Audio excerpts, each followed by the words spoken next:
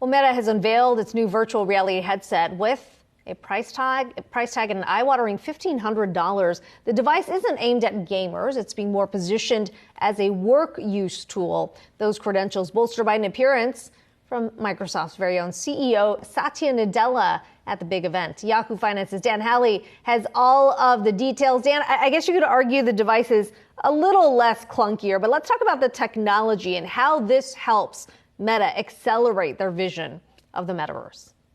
Does it, though? I don't know if it does. This is a $1,500 headset. It's really geared towards professionals. As you said, it's not really geared towards gamers, although part of the conference, or the developers conference that they were running, had a huge focus on gamers and how they want to bring more game developers in, and talk about how they're offering more and that game developers are making billions, or rather millions, through the platform. So, they really did put that heavy emphasis on gaming. The headset, though, as you said, seemed to be focused more on the idea of work and being able to have these kind of meetings in the metaverse where you can, sit down with people from around the world and easily chat without, having to do it via video conference, which, I'm not sure that too many people will find that super appealing when they have to strap a headset on that, is heavier than the current Quest, albeit according to people who have used it, a little bit better weighted and less hot. So, it really was kind of a mixed bag. The technology is supposed to be better with better visuals,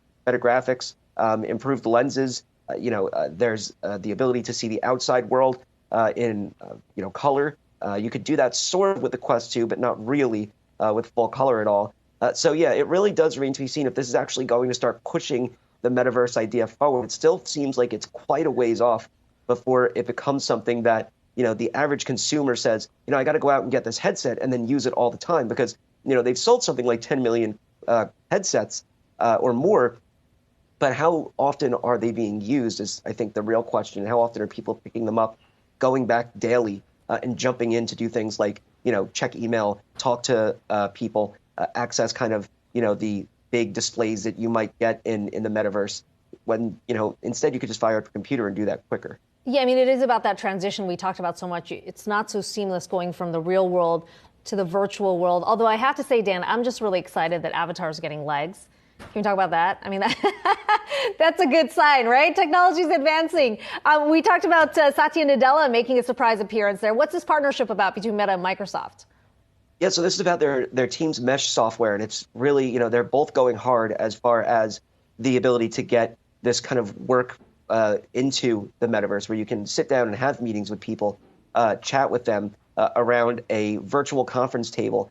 Microsoft already offers Teams chat, where you can do video chatting with your colleagues through your laptop or your smartphone. So, it just kind of feels odd that you can fire up something so easily that you can carry with you and have conversations with people. Sure, you're not around a virtual conference table. You're not able to virtually whiteboard the way you might want to, although there is a whiteboard feature for video chatting with Microsoft Teams when you do use it via the laptop. But, it does kind of point to how both companies don't want to miss the boat on what could potentially be a big piece of hardware and software down the line, just like they did with the smartphone. You'll remember Facebook tried to launch a phone. Microsoft had their phone line. Windows OS, mobile OS wasn't as bad as people thought. But they also did lean into gaming. So part of Microsoft's xCloud, their cloud gaming platform, will be available on the Quest. And so you see this kind of, balance between, or attempt to balance between gamers and people who are working. It feels as though they're trying to make a PC when the PC already exists. This one you just have to put on your head. All this, of course, coming as Meta kind of keeps a close watch in their rearview mirror, right? With Apple expected to come out with their headset soon. Dan Howley, as always, thanks so much for that.